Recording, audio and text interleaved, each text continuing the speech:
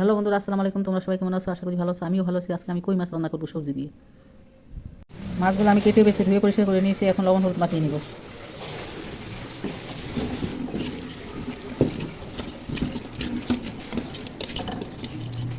তেল গরম হয়ে গেছে, এখন মাছগুলো ভেজে নিব।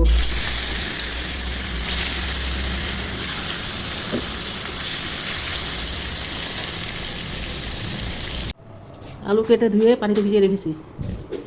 ফুলকপি কেটে ধুয়ে পানির মধ্যে ভিজিয়ে রেখেছি।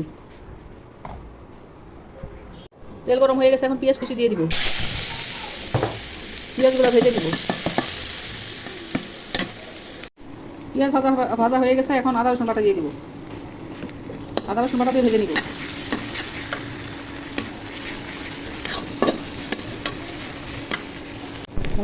আদা রসুন ভাজা হয়ে গেছে, এখন হলুদ মরিচ ধনিয়া লবণ একসাথে দিয়ে দেবো। পানি দিয়ে কষিয়ে নিব।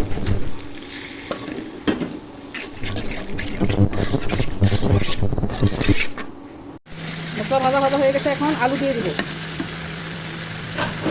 আলু দিয়ে কষিয়ে নিব। সামান্য একটু পানি দিয়ে দিব।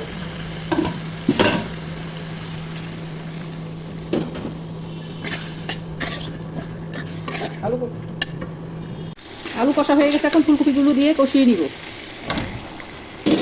ফুলকপি কষিয়ে নিয়ে তারপর পানি দিব। ফুলকপিটা পরে কষাইতেছি, কারণ ফুলকপি গলে যায়, এই জন্য হালকা কষিয়ে পানি দিয়ে দিব। তরকারি কষা হয়ে গেছে, এখন পানি দিয়ে দিব। এখন গরম পানি দিব।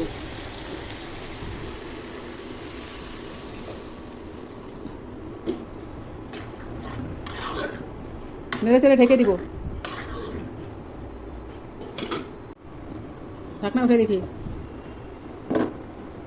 ঝোলে বলক চলে এসেছে। এখন মাছগুলা ছেড়ে দিব। এখন ঢেকে দিব। তরকারিটা দেখি, তরকারিটা নেড়ে চেড়ে দিই।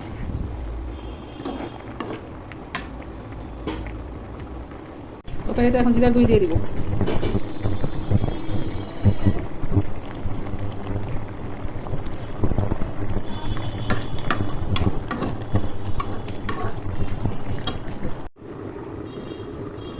না উঠাই দেখি,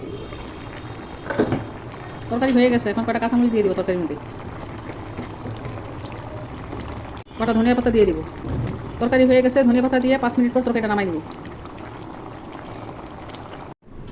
ফুলকপি আলু দিয়ে কই মাছ রান্না হয়ে গেছে। রান্নাটা ভালো লাগলে একটা লাইক দিও। আমার ইউটিউব চ্যানেলটা সাবস্ক্রাইব করো আর আমার ফেসবুক পেজ ফলো করো। খোদা হাফেজ, বাই বাই। নতুন কোনো রান্নার রেসিপি নিয়ে আবার আসবো।